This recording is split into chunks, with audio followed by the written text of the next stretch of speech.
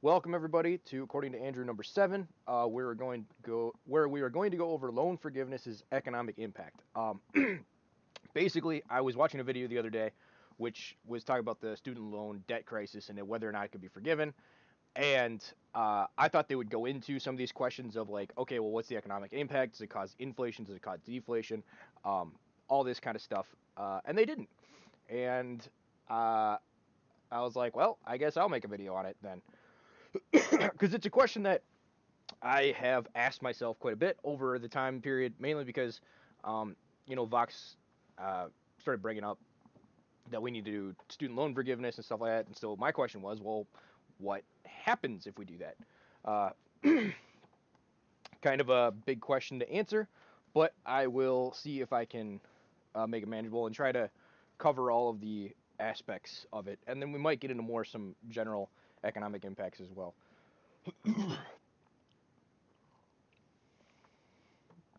And there's a couple different ways you can do it, and those all have different effects, as it were. Um, so, uh, so there's three different ways that debt can be written off, or three different impacts that debt being written off can have. you have uh, you have inflation, you have deflation, and you have neither. Right? The money supply stays the same. So, in our current system, debt is money. So the question is, what happens when those things are written off? And then it also matters on how they're written off.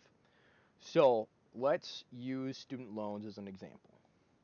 So the current holders of those student loans, there might be some financial institutions, but it's kind of technically the government. Let's just say it's uh, all student loans are held by the government for this example.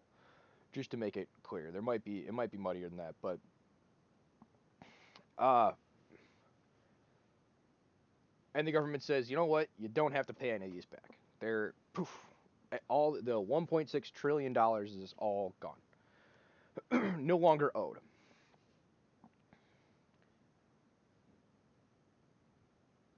You would think that wouldn't have an effect on the money supply. Like there shouldn't be there shouldn't be deflation and there shouldn't be inflation. And the reason for that is money is created when you create debt, right? So this money was created back when these kids took out their loans. Uh, and that money's in circulation currently. And the only way it gets removed from circulation is when the loan is paid off. And so when the economic collapses happen where all like the loans go bad and stuff like that, it's when everyone needs to pay back their loans and the amount of money that's in circulation, the amount only exists the only amount that exists is the amount of the loan plus or the total amount of money in existence is the loan amount, the original principal, and the interest is not has not been created. It's owed, but the money isn't in circulation. So there's no way they can pay that money back. um, and so when those loans get called, it ends up creating a deflationary cycle. Now, if they get forgiven, basically that money's in circulation and nothing needs to try to come back to them. See, this is where it gets confusing. Well, I'll get back to that. So that money doesn't need to come back to the person that gave out the loan. So it's already in the economy, and there's nothing that's being driven to remove it from the economy. um, and that's why that works. The reason you have deflation in the other situation where, like, let's say housing, right? Housing starts, uh, like the 2008 crash. They all the debts can't be repaid, and everyone forecloses, and there's a bunch of bad stuff. Well, the reason that the prices get driven down in that situation is because there is an asset that's being sold. So like let's say they just did a write off on all the debts there. Um, house prices might drop a little bit just because they were probably overvalued, but the perception of what the house is worth wouldn't really change. The reason it changes is because these banks have an asset that they don't want. They have a house. They don't want that. They want loans, paying them regularly. And so they try to sell that. But they aren't willing to give out the loans to sell that house. And the loans are what push the amount of push the cost up, right? Because it allowed people who didn't have the funds to buy it to buy it. So now the only people that can afford it are the people that actually have the funds for it. And that's a much smaller pool of people, and therefore you have a very large supply competing for a very small pool of people, which then pushes the prices down. If you didn't kick all those people out their homes and stuff like that, then you don't have this supply demand issue of a good that needs to be tried to turn around and sold at a very quick pace, and you don't also have like this supply glut that ends up being created because um, people paid too much for their houses. So hopefully that makes sense. Um, so that's why uh, when you have economic contractions like the one that we're in right now, you when assets start getting seized because of the liabilities that they are on the debt, that's when you see that's when you see deflation. If they're written off and everyone gets to keep their assets and the bank has to take the loss, that's when you will see no change in the overall economic prosperity, or not economic prosperity, but um, wealth of people. And it's like every single time this happens, it's like a redistribution, right? So if you if the debts get written off, the banks have to kind of eat the loss, and if they don't get written off, then the uh, the homeowner eats the loss, and the bank eats the loss. Hilariously, to a certain extent. Now their loss isn't going to be as big, but because they end up with a house that they have to now sell very quickly, um, they never get as much as the original loan, and that's because it was never worth that much to begin with, because the money was created out of thin air because they basically just printed it by giving out the loan. Um,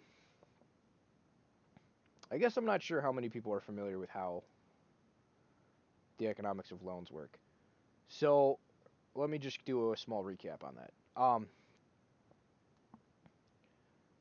So money is basically created using the fractional reserve system.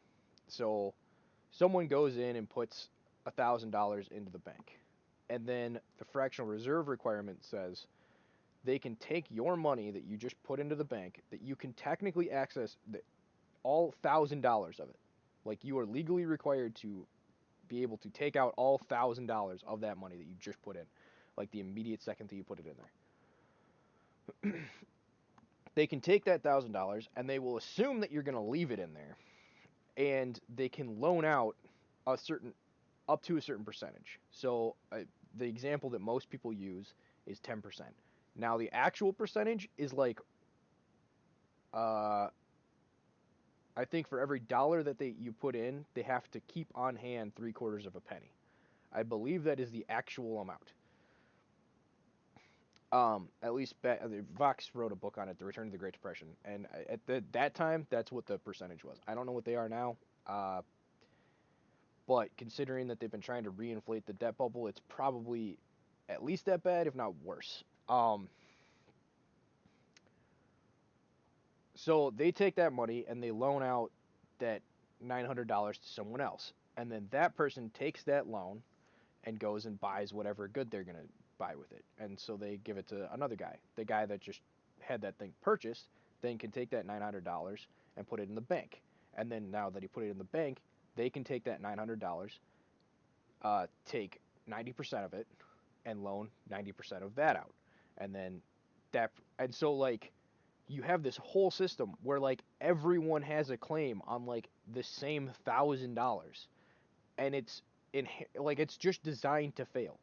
On top of that, you have interest. So you have all this money that was created out of thin air, and then you have uh, then there's extra money owed on top of the funny money that they created.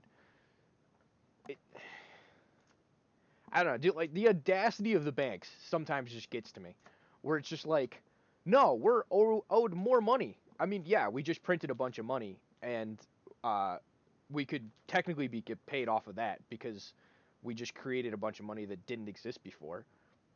But you owe us that money plus some.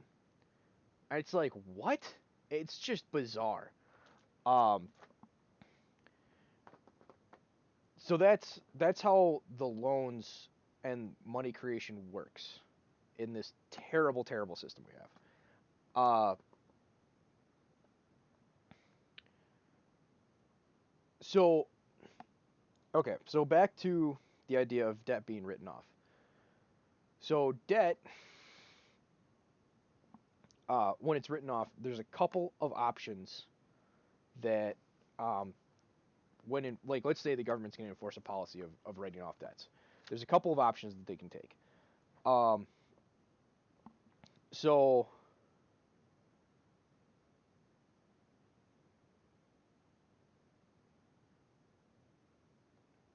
so you can write off the debt of the debtors, and do nothing for the creditors, or you can write off the debt of the debtors and secure the creditors' claims.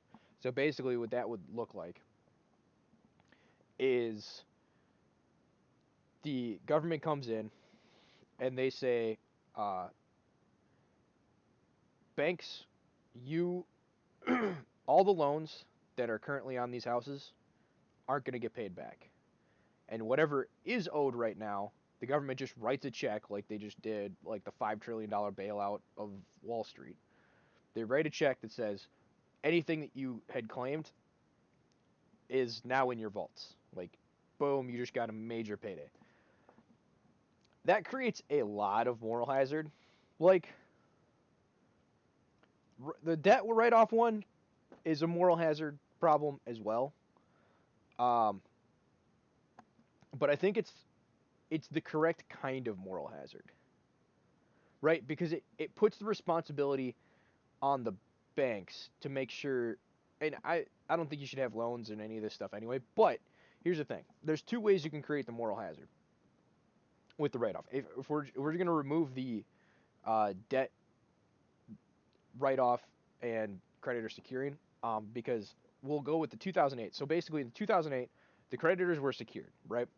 Oh, I guess option three is the debtors default, and then the government comes in and secures all of the creditors' assets. That's basically what happened in 2008. So, if the creditors get secured at the debtor's expense every single time, it creates a moral hazard where the creditors basically are like, well, we get bailed out no matter what, so we can give out all these risky loans and charge exorbitant prices for these things. And if they go bust, we get bailed out by Uncle Sam. So massive moral hazard, right? Massive incentive to not uh, loan out stuff. Now the flip side of that is the debtor one. So ideally, when people like got bailed out of their debt, they'd be like, "Oh, thank goodness, I'm free of my shackles," and they wouldn't want to put themselves immediately back into debt. But that's probably not how most people are. They're probably like, "Oh, well, now I can take out a bunch more loans," right? Here's the difference. Um, th- that requires the creditors to be it. It creates a situation where the creditors just got burned, and the creditors now have to be very careful and cautious with who they give loans out to because they don't want to get burned again. And therefore, it's going to very much limit the amount of loans they give out. And it'll keep things much more controlled. Because they're the ones that are. So even if there's a massive clamoring for loans from the debtors, uh, they don't want to get burned again, and so they're going to make sure that they do their due diligence and make sure that people can pay back their loans, and are going to have potentially other um, things basically backing up. Okay, like if you like, they might take into consideration. Okay, if there is an economic downturn, you lose your job. What's the probability that you're able to get a job real quickly again and continue your payments, or at least keep your payments going through any job loss type thing? Whether that's like how much savings you have built up, things like that, and that's gonna really help modulate the amount of inflation, because inflation is tied to how many loans they give out. So if they have to hyper limit the amount of loans they give out because they don't want to go bust when their Ponzi scheme inevitably runs out. Now, the fact they're giving out loans means they have a Ponzi scheme that's inevitably going to run out, but that's a side issue. Um, well, it's not really a side issue, but we're going to put that to one side, and we're going to, because they're in this game. They already know this is how it's played, but at least they want to keep the Ponzi scheme going for as long as possible. So they're going to take the safest possible loans, so that what was this? What's his name? Keynesian. Like, in the long run, we're all dead. Like, but they want to make sure when this Ponzi scheme ends, they're dead and they don't have to deal with the consequences. So they will hypermodulate the amount of loans they give out. Hopefully. Um, And then the ones that don't give out good loans, when there's inevitably another Jubilee, they're going to go bust. The ones that were very conservative um, might be able to weather the storm, kind of thing. And we get better and better banks. And so it's like it creates a moral hazard, but a moral hazard in a direction that consolidates things into the hands of the more responsible, even though what they're doing isn't good. Because usury is bad. So but and then obviously the other side of that is they're able to give loans out with impunity and never suffer the consequences of those bad loans. And that is the worst situation. Well, it's not technically the worst situation. Actually, no, that might actually be the worst situation. Because at least when you do the debt write-off and secure the creditors' claims, uh, there isn't a massive wealth transfer to the people that created the Ponzi scheme to begin with, right?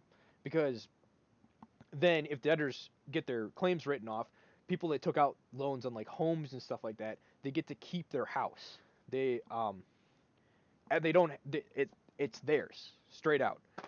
So unless their property tax is so high that it's going to cause issues, everything should be fine. Um,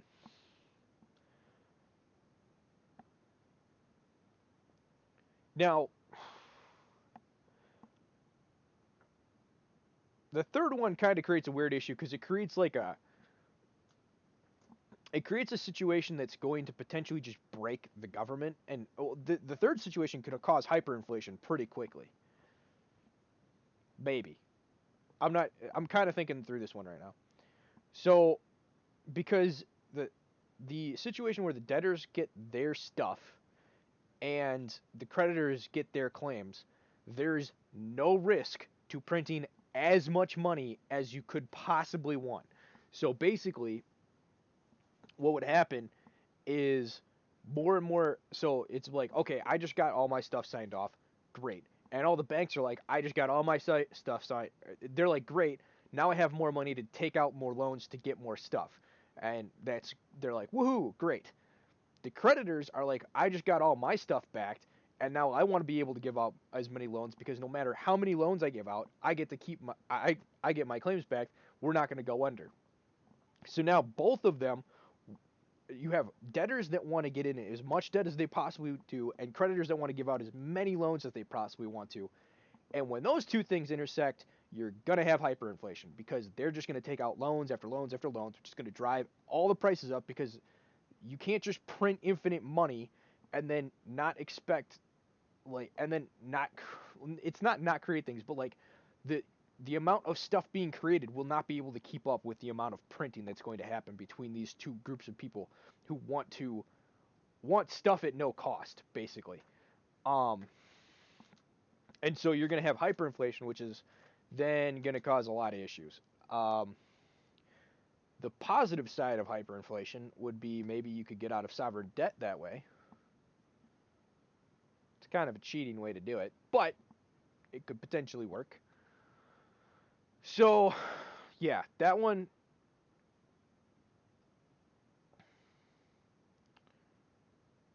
is that one in the long run for like the foundation of society kind of thing, probably worse.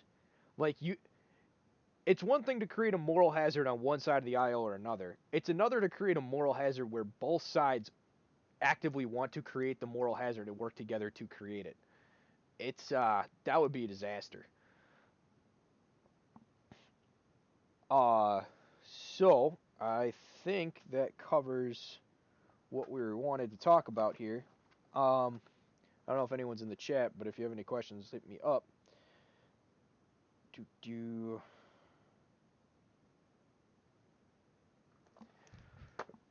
But yeah, so that's why I believe um, debt forgiveness is the way to go over creditor bailouts. And it's in theory, it's not an either or thing. Technically, another option is you could just let everyone default and see how it works out. But uh, I think 2008 showed us that's not going to happen.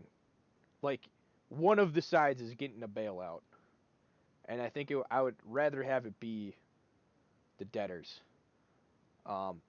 Ideally, you would have it the debtors get bailed out and then outlaw usury. But again, I don't think that's going to happen. Um, so I don't know. That's my thoughts on that. I can dive into more economic topics if people are interested. Economics is really kind of my forte, I guess. It's something I really find interesting and have been delving into quite a bit. So we can discuss that. If there's any questions on some of the economic topics I covered where I didn't describe things very well, because maybe I assume people knew what I was talking about and things like that, let me know, and I will try to cover them in the future in more detail. But anyway, like, comment, subscribe uh, if you thought this was interesting, and I will see you guys next time. Have a good day.